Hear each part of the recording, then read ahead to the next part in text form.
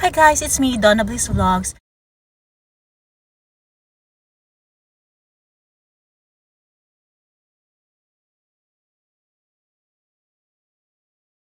For those of you who are new here in my channel, I am not a grief counselor or I'm not a therapist, but I share a lot of my experiences I think will help some of you there and those who can also relate. I've always incorporate the therapist that I follow, the psychiatrist, the life coaches, what I've learned from them. I will always be forever grateful for these people in YouTube, the professionals who helped me. Today I'm going to share with you what I shared with my friend Jeanette yesterday. I didn't feel like I should vlog about this, but because she actually thanked me for sharing the story with her about this podcast that I heard the other day, I think some of you there will appreciate also this information. So this is about grief, that it's not only grieving for somebody we lost physically, like those people that we love most who passed away, like our parents, our carers, loved ones that are very close to us. I'm also gonna talk about that grief where you've said goodbye permanently to an ex-partner or an ex-friend, because it is grief when you're grieving for a relationship that is no longer there. You know what I mean? So most of us, I'm sure all of us have already experienced this kind of grief. And I'm sharing this because it's only now that I realized from the podcast that if we are grieving, something happens to the brain. And this is what educated people are telling us, that there are facts and there is a science-based explanation about our brain whenever we are in our survival mode. If you've watched my vlog for a long time, you are familiar with the word survival mode. When something is happening so negatively in our lives, it's either our body will respond, it's fight, flight, freeze, or fawn. When I was grieving the loss of a partner, honestly, this is embarrassing to say, but I couldn't stop to stutter. And I don't know why I do it. I just did. And I am thinking of it now that that's what these professionals are saying, that something happens to the brain. And at that time, I was stuttering for 2 or 3 months. I have a friend who was undergoing divorce. I think it was 4 years ago. And we used to text each other, and I'm just giving him, positivity because he's so sad and probably undergoing trauma. But the thing was, he was talking to me in Thai because his ex-wife is from Thailand. So whenever he messaged me, it's like talking to a Thai person. With Thai people, I have a lot of Thai friends when I was in Dubai, and they talk.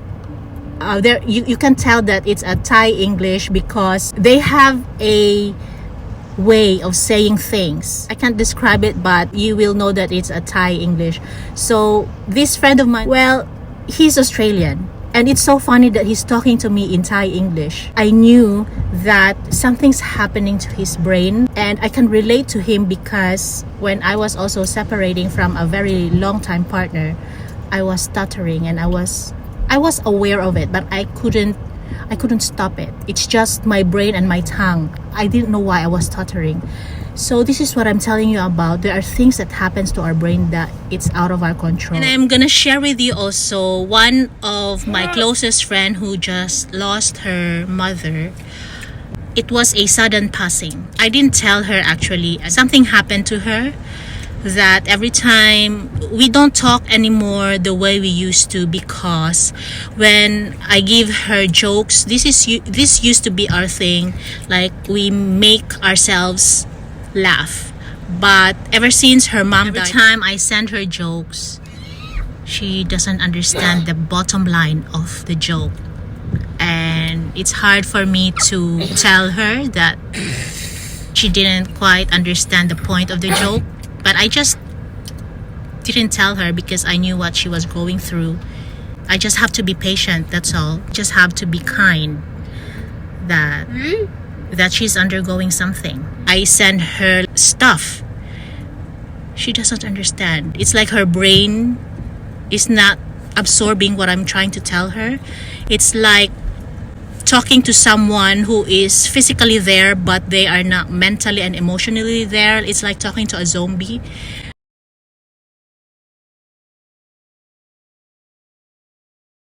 So then I understood that she's grieving, even if she already accepted that her mom died. But because of what I'm telling you now, that something happens to our brain when we are grieving and it's out of our control. And sometimes we are aware of it, sometimes we are not. Just like my friend who is grieving her mom and she's not aware that I observe the kind of mental state she's at the moment, that she doesn't get what I'm trying to say.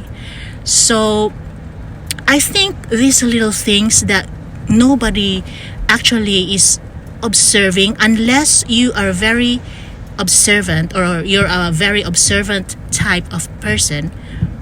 Like this podcast that I am sharing with you, it makes sense why these things happen to me, to my friends, that, well, my friends are not aware that it's happening. They're not the same anymore. Like maybe it will take time and years, because my stutter, it took me 3 months to get out of my system. My separation from my ex-partner was very mutual, but it's just that your body is used to be with someone we were together for 7 years. Even if there's not a lot of pain in there, it's just that the separation and the detachment that is a little bit, it's not traumatic, but it's painful, yes. So my brain was trying to process it, and by trying to process it, then I stuttered a lot. So the good news is that in time, the pain and these things goes gradually. Like time will not heal the wound, but it makes the pain lesser and lesser. You know, there are some people who lost their loved ones and they said that the pain never got away. It just became less in time. So that's why I'm sharing now what I've told you, that my stutter went away after 3 months. But it's so different when you're very affected, you know.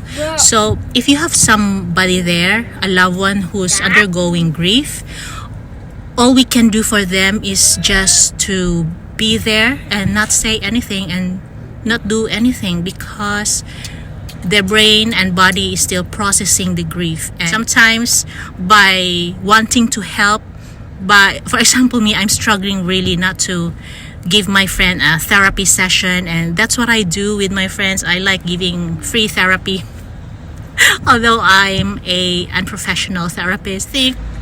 Just not saying anything and just praying for them and giving them good vibes, and maybe someday they'll be back to normal. It's just time. Let's just be patient for our loved ones, and friends. I'm not gonna say that healing is for a month. Sometimes it takes years to heal. I hope this is a gold nugget for you to share. Light and love as always.